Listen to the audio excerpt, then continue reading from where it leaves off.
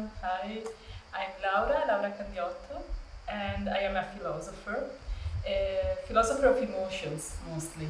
And I try to really see how emotions can help and support us in building our moral world, we can say, and in shaping our interaction in a positive manner in order to nourish in well-being and better communities, I would say. And this is exactly also what I'm trying to do this year at ESRI, that we are working together in this summer school in a very participatory manner. And I try to bring some ideas from the philosophy of emotions and also from some existentialist tradition to it in order to have a kind of an authentic experience of what could be doing research together in a process of community of inquiry. Yes, this. Okay, great. So Luc? So I'm Luc Steels. I'm originally from Belgium, although I have been wandering around the world in search of wisdom for quite a while. And my field is AI, artificial intelligence, in which I started to work in the early 70s. So I've seen the long history of development. At first, I was a student at MIT in the Artificial Intelligence Laboratory, and from there I worked in industry and at universities, labs, directing labs, and so of course AI is a very big subject.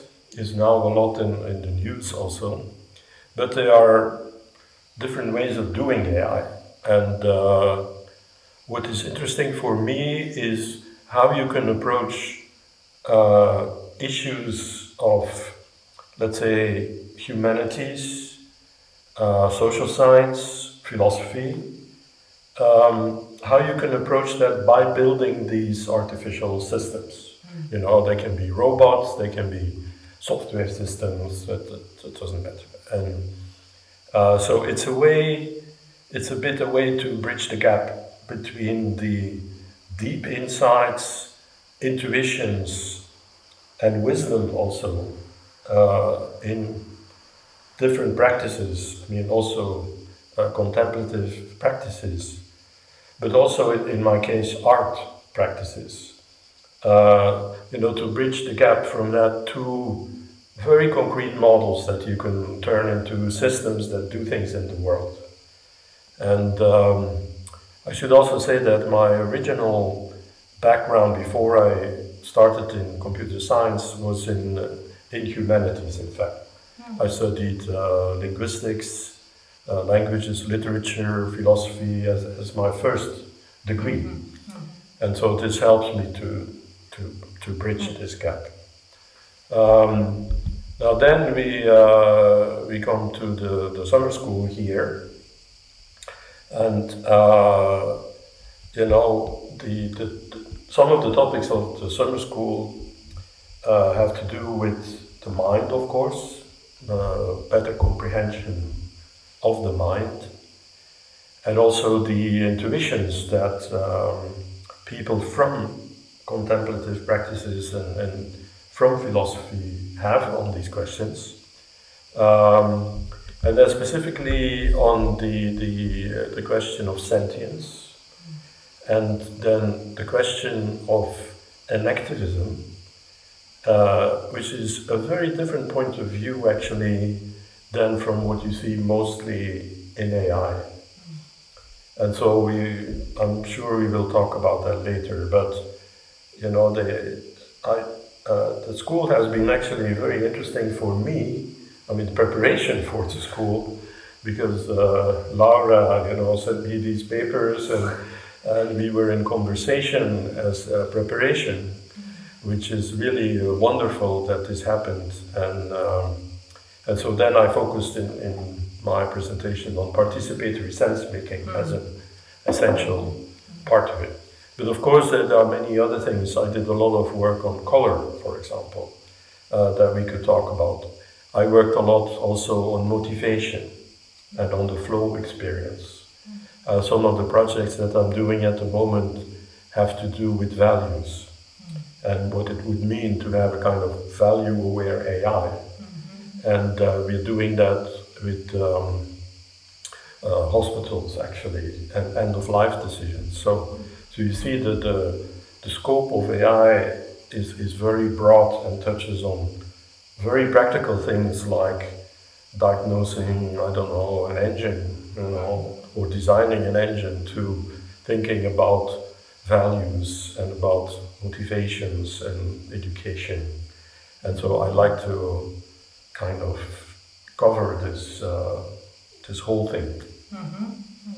Well, I find extremely interesting to have the opportunity to discuss with you, because from an immediate and naive, I would say, perspective, say, oh, well, what a philosopher of emotions can say to an expert of AI. So emotions are bodily feeling, are really rooted in our embodiment, in our biological dimension of the experience. And AI is artificial, is a machine, it's bare matter, we can say. But actually, through our conversations and these months spent together, we really discovered that there is a lot. There is a lot in common and a lot that we can try to discover and further develop together.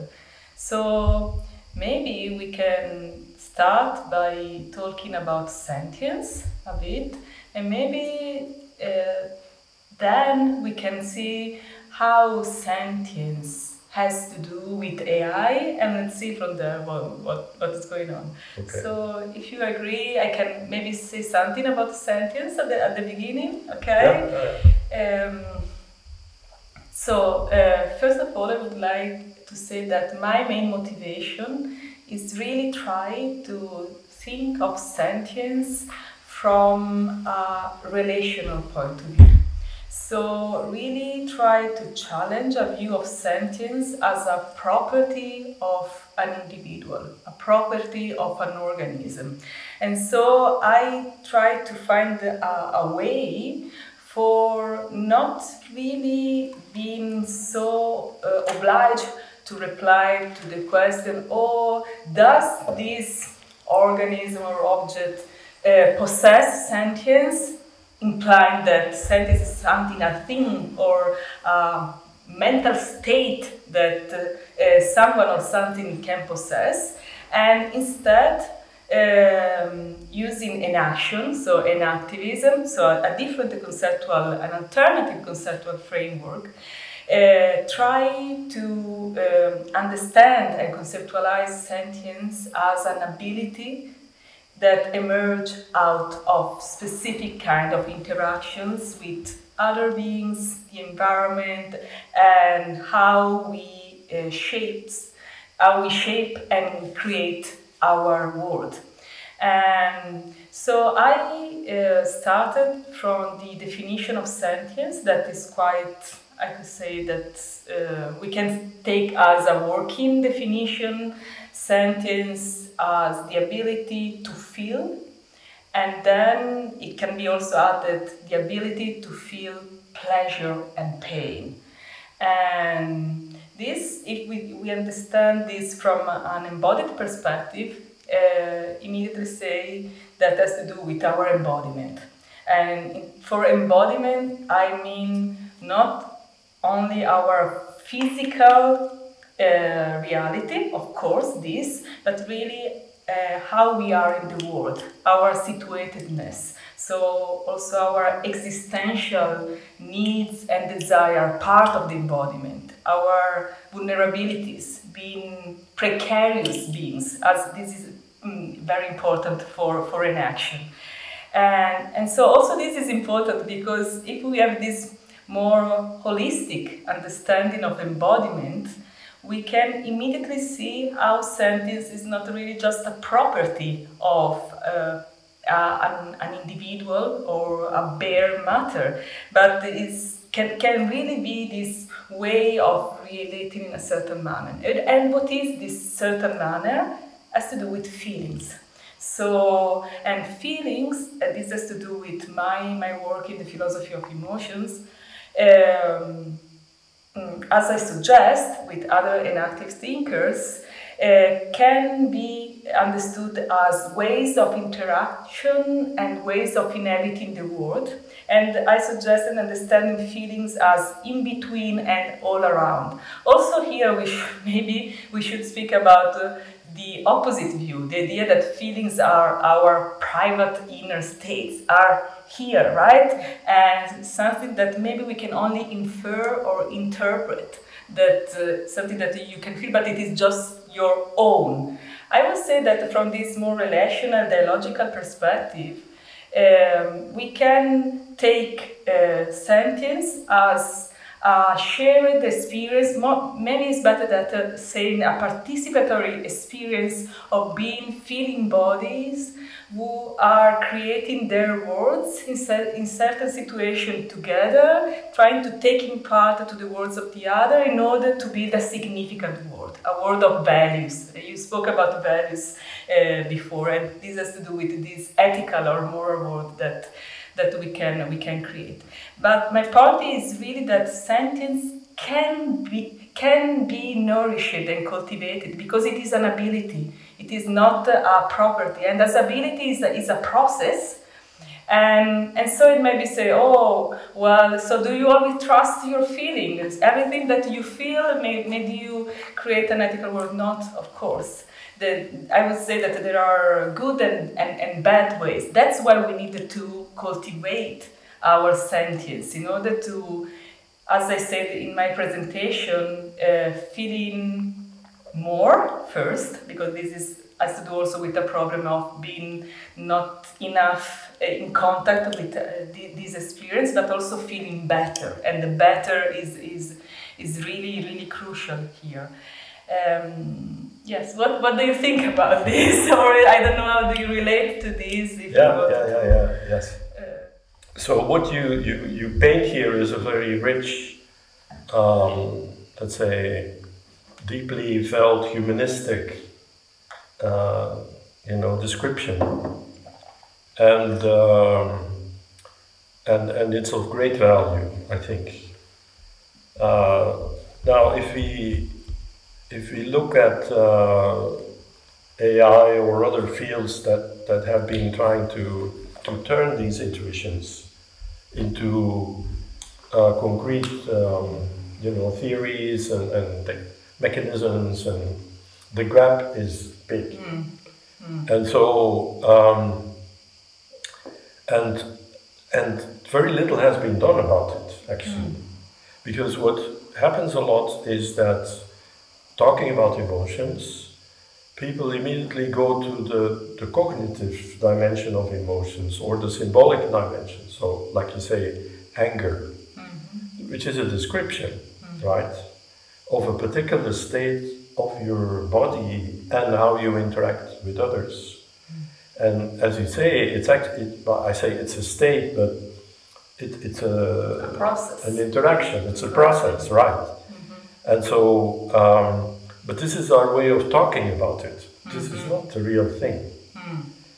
And so, the work that has been done, there's been some work on emotion in AI, but all this is actually besides the point, because it takes this cognitive thing. So I think we need to consider different domains of mind. We can argue about what they are. I mean, there's this theory of the 5 aggregates, which I can sympathize with a lot, which assumes there's of course the body and the life, the living body, and each time there's also the interaction with the other, right? So if I say the body, it's also the interaction with the world, the body of others, also animals, and the living, and then there's the sentience.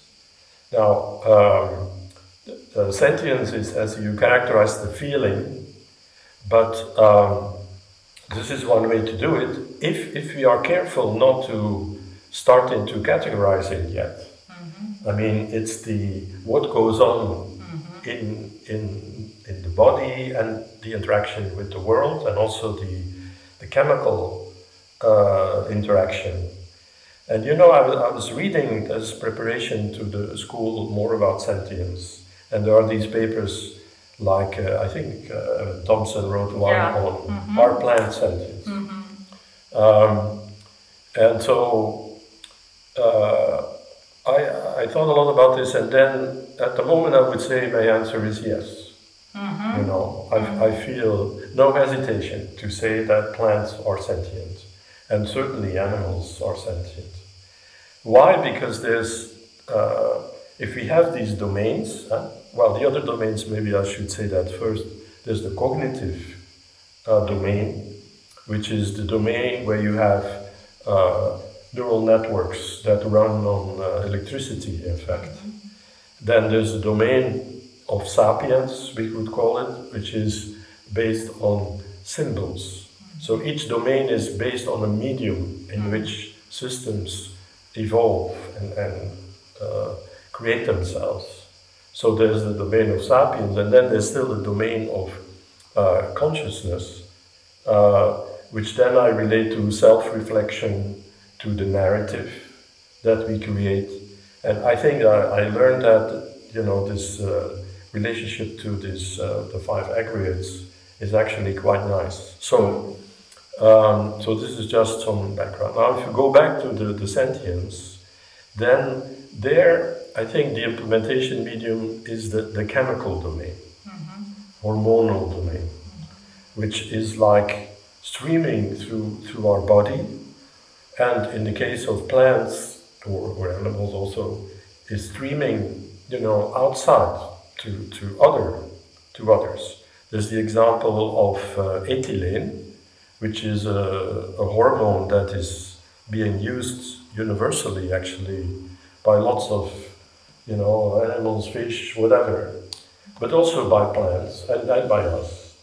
And it has to do with the body and also in formation of the body, so how the body builds itself and how it operates. But then also for defense of the body, like the ethylene, you know, is a signal also for some trees to start producing a chemical that will push back those that are attacking that tree. And then the ethylene is propagated through the ground to other plants. So, you know, we think that plants are not talking to each other, but actually they do. And they say, be careful, there's these insects or whatever it is, you know, are attacking me, so prepare yourself, you see. So there is a system, a self-organizing, dynamical system, inside and outside, which is also learning, is also adapting, is hugely complex actually, but is the layer, well, a different layer than the cognitive layer, about which we know a lot, and we know, you know, our brain is extraordinarily complex, and you have these networks and vast numbers of processes all happening in the brain, but actually there's also the vast number of processes happening at this sentient level. So this is where I would use the word sentience as different from cognitive or different from the others. But of course, all these things have very deep interconnections with them. I mean, the hormonal system is also partly controlled by cognitive system and vice versa. So and that's why this metaphor, which I like very much, which Francisco Varela put forward, is a meshwork of selfless selves. And first of all, selves, plural, because you have the sentient self, you have the bodily self, the cognitive self, you know, the sapient self, the awareness, conscious self. So at each level we have a kind of self-organizing system that is continuously becoming, actually. And then you have all these connections between the two, including for emotions. You know, the emotions occur at all these levels, right? And they interact with each other. If I can jump into it, I would like to focus a bit more on these levels and having this interaction view about this entanglement among levels. Because I see that there might be a risk, and in philosophy we often do this, in trying to find the foundation. So you say, oh, well, there are these 5 levels, which is the most fundamental one, but what is really the ground of everything, and then we can add these levels, and so there are certain that are more superficial, less important, some that supervene over others, etc. I think that one great things of inaction is really stressing this dynamical, processual dialectics and always in becoming process of being an organism. So if you want, but without assuming that in a foundational way, I would say that, well, sentience, mind, awareness, everything comes from life, from an active point of view, right? So we have this continuity thesis that from life, the continuity thesis between life and mind, and we can also say life and sentience, and then we can add awareness. Of course, we need to speak about what they are precisely, and I think that we cannot do it today.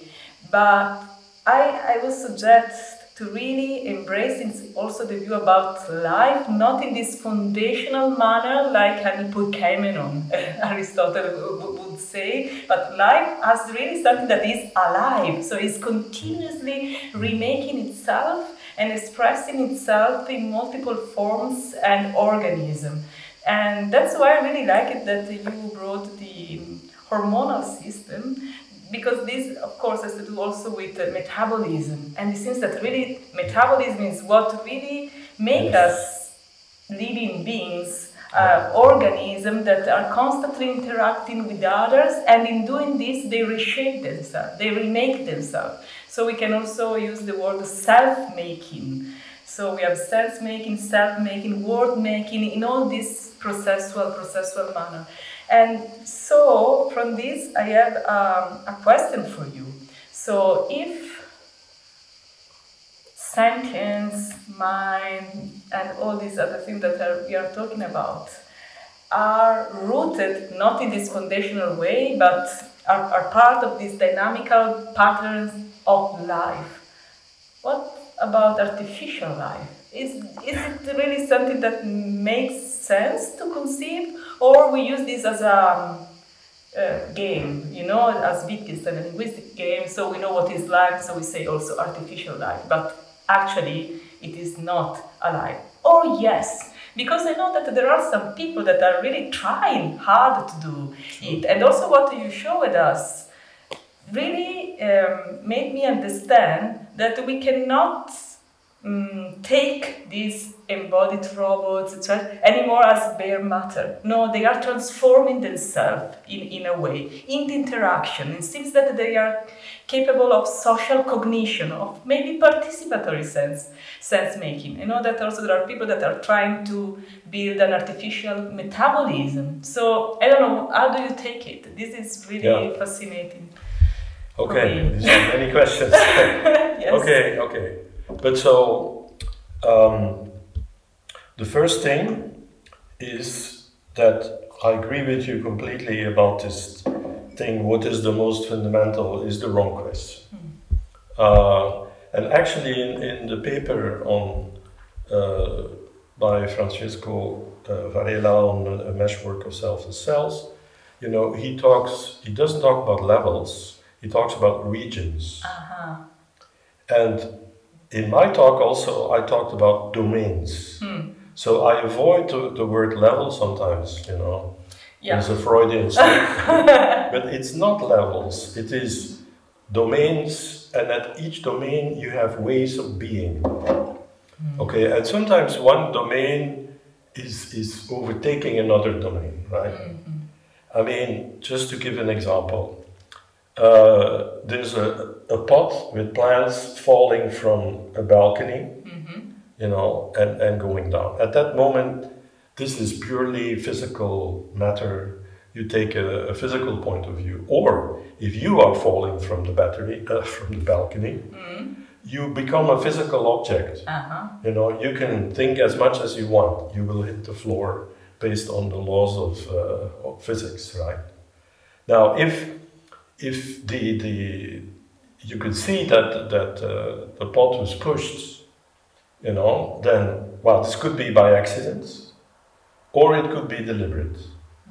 And you would think this is not possible, but I found, of course, on the internet a video clip where there's an old lady taking a pot and throwing it down the balcony on a skater that's below her window, you know, and there's intention, right, to stop this. So she becomes so angry that she's even offering her plant, which she probably was maintaining for a long time, to stop this thing, right? So there's the emotion, there's the intention, there's the cognitive effort, but you have to wait until the guy shows up to drop the plant. So all of these things are there at once. Huh? Yes, so at every just level, very tiny things. I remember that when you were showing us this slide with dimensions, levels, etc., you had also at the center the word shunyata, emptiness. Yeah. So maybe this could be really the word concept experience that can help us in avoiding this foundational temptation, right? Yes, because yes. at the center there is emptiness, and we have this meshwork of selfless. Yes. Sorry, I interrupted just because I think that this is relevant. Yeah, I didn't go into details in my talk because I didn't have time, and also because I need to study the concept much more. It's a very interesting concept, you know, and I think it has to do also with not one self being the dominating, but I interpret selfless also the fact that none of these selves is a substance. Yeah. That means it is a becoming. It's a way of being, it's a way of becoming. So, okay, so there is that.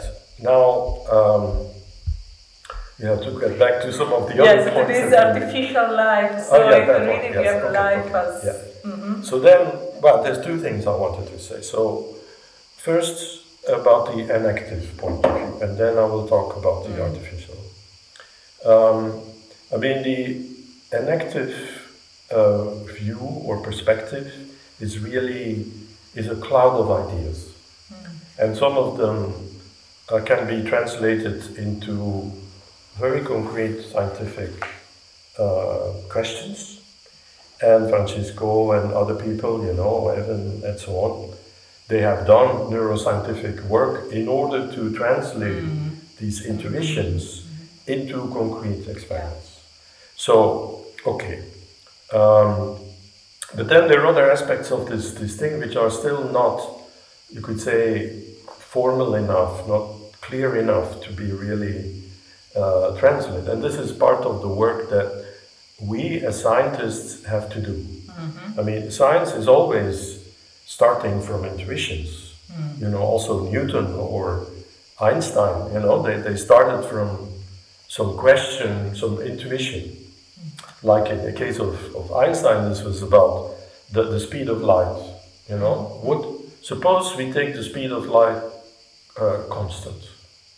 What are the implications for, you know, seeing things and traveling at certain speeds?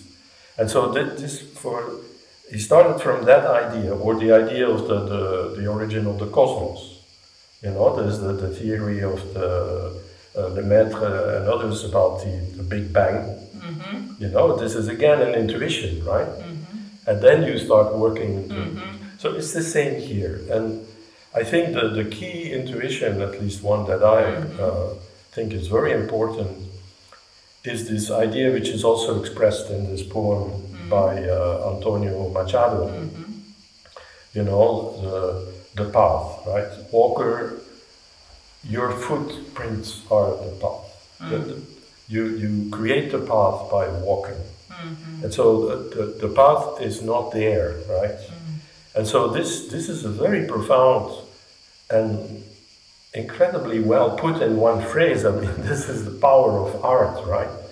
But this has enormous implications for making models and how you think about all these things, because you see, it's not like there's data and we build a system by machine learning. There is no data. There are only interactions. And so the data comes, after a while, when you look back, you say, these are the data that I used, but I think this is the way it should be, right? And so this is the fundamental, I would say, insight, this fact that the path does not exist. It does not exist for life either, you see? So life is also the evolution of life. There's often this idea, oh, you have random mutations, and then some are selected by natural selection, and those are the ones that come about, and this is how complexity grows. This is the 19th century idea. You know, life is actually also going on a path that is created by each organism. And so there are plenty of emergent behaviors. And then these emergent behaviors are kind of, you could say, captured to be repeatable. Okay, either captured by genetics that then comes after. I mean, these random mutations and all is a mechanism to fixate the discoveries that have been made, so to speak, in the living, you know, by the living. And so this turns around also how we think about life. And yes, indeed, the other domains, so we forget about levels, you know, the other regions, the other domains, they're all about that. They're all in a kind of path, like water, you might say, going in certain directions, you know, and then, of course, with feedback from the others and among themselves. And so the formation of it is not a top-down, genetically controlled plan, but it is this constant emergent behavior that comes from the interactions that are taking place. And in terms of emotion also, I mean, you can get in a situation, in an interaction with somebody, and that somebody, for some reason, makes you angry, you know? I mean, and so this changes you. And this changes how you are going to interact in the future with other people. So in that sense, the emotional system, at the fundamental level also of the chemical, and as you said, the metabolism, right? That's the link, the emotional system, the sentient system has a direct link, also the immune system is all part of the sentient. If I can, you use the word behavior. I think that it's very important to make a pause here, because, you know, behaviorism, here we have all these isms that are the problem. But in a way, focusing on behaviors is also very important for an action. But the point is that behaviors are, as you say, ways of living. And that's why Francisco Varela, in this book that is so crucial for me, try to think sentience also from an ethical perspective, as this ability that should be cultivated. He suggested to focus on ethical know-how. So know-how is really how you behave. How could you behave in an ethical manner? And so it's really focusing on actions, right? And in action, right? And here we can have really this practice-oriented approach. Before you say this bottom-up, not top-down, and this bottom-up is really also practice-oriented, really what we do and what we should do in order to create better world together.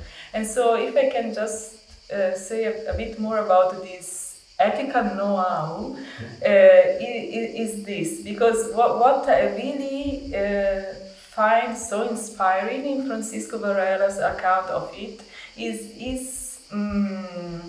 insight in taking together a dimension of spontaneity or effortlessness that has to do really in bringing this sentience, feelings, emotion, etc. Something that is, we could say, is quite natural to all organisms in our living world, right?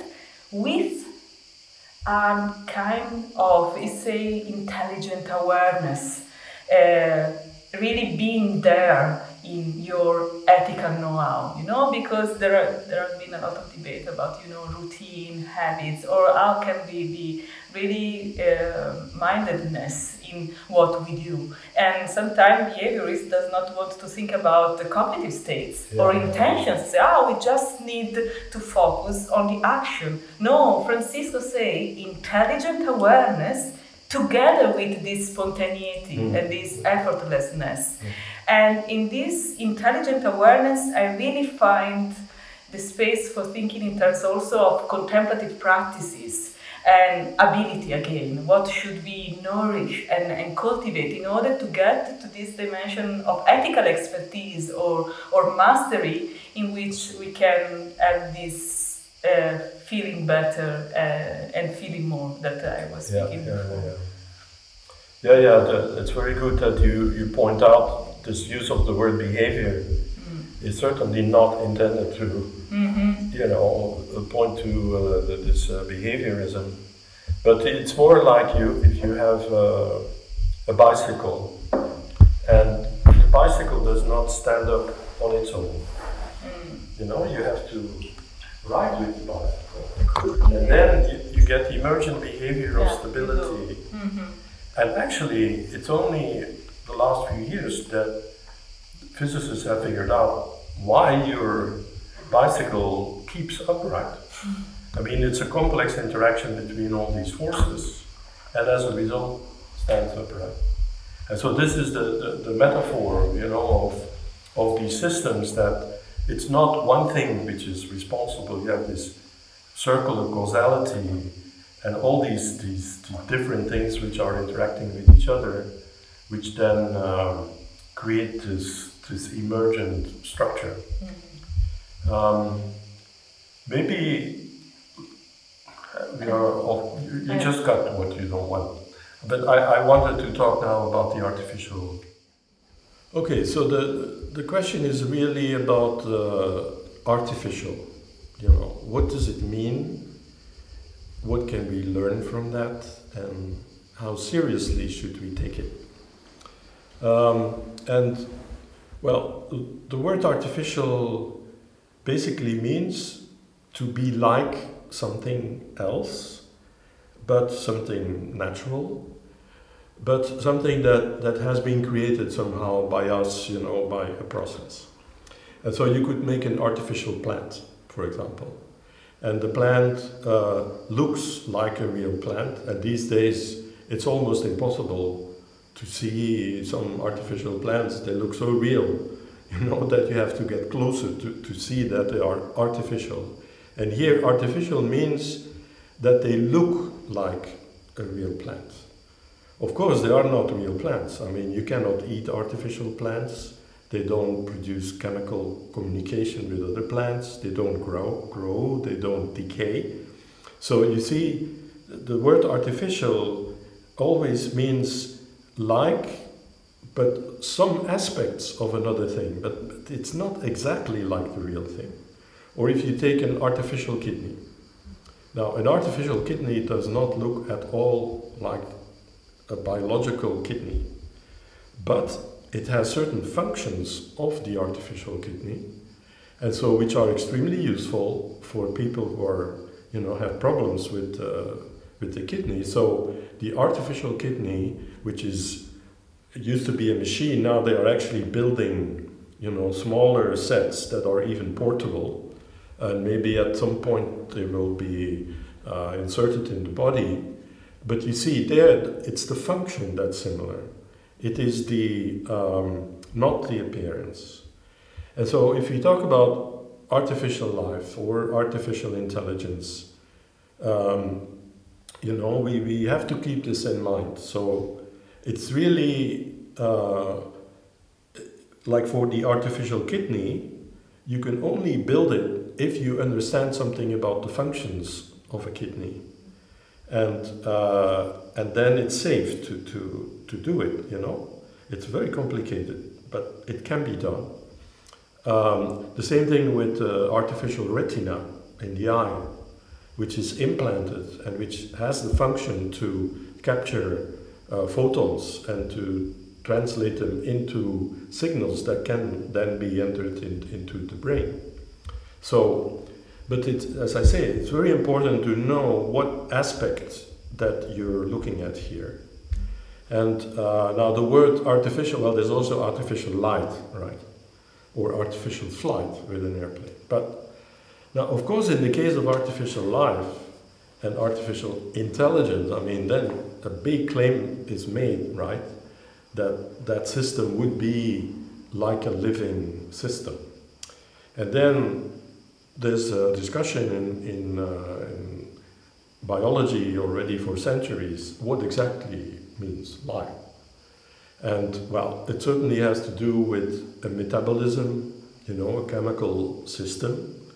There are borders, there's a reproduction, there's autopoiesis, that means the system is able to build itself, to grow, to defend against attackers and so on. So you have all these properties. And then artificial life actually started as a research field in 1987.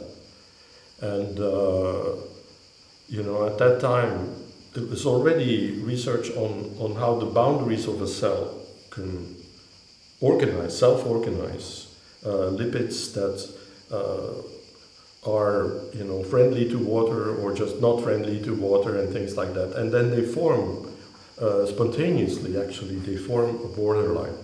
So what was discovered progressively more and more that properties of living systems, like creating a border yourself, or using a coded DNA for, you know, behaving in a certain way, that these are physicochemical systems which can be recreated in the lab.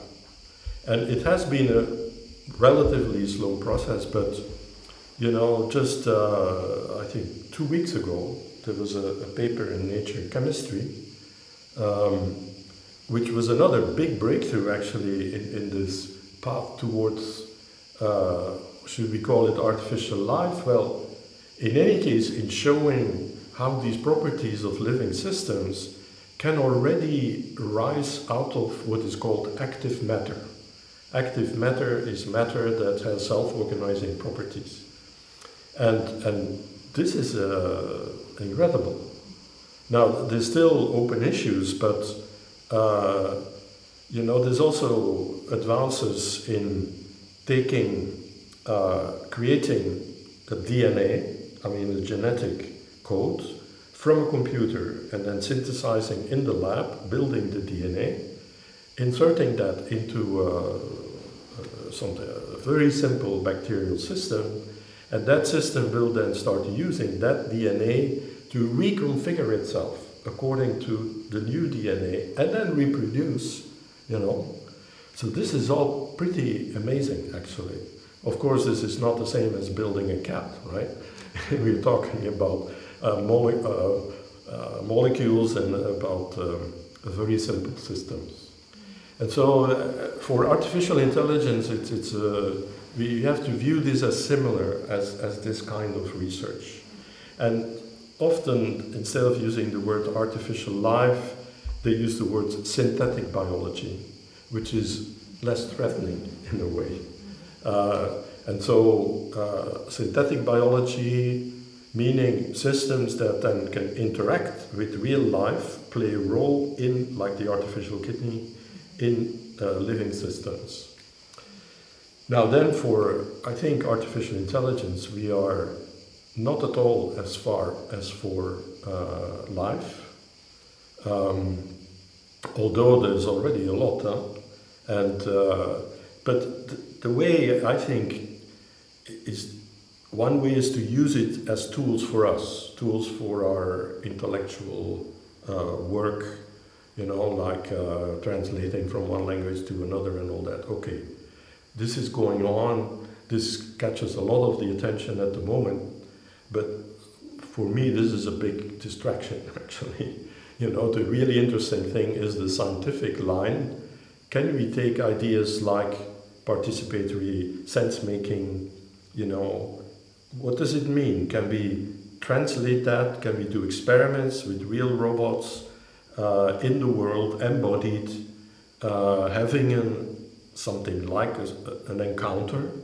Maybe you could call it social interaction, but in any case, you know, there are different entities that do not have telepathy or anything or control. They are independent, and so they have to figure out how to interact without being able to manipulate directly the state of the other robot, and so on.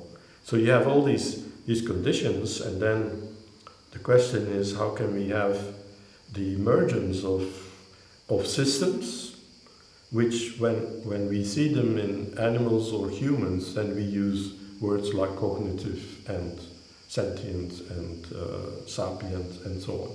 You know, so this is I would say the way to view AI is as a set of tools, you know, to ask really fundamental questions about mind, the relation between mind and life and matter, and then to do, you know, experiments to advance our understanding. And at least for me and some of my colleagues, I mean, the scientific, you know, this is the AI science, if you want. You have the AI technology, you have the big corporations that are trying to build tools for it. You know, there's all sorts of ethical issues that come up with that. But for me, this is not the motivation for the research that I'm doing.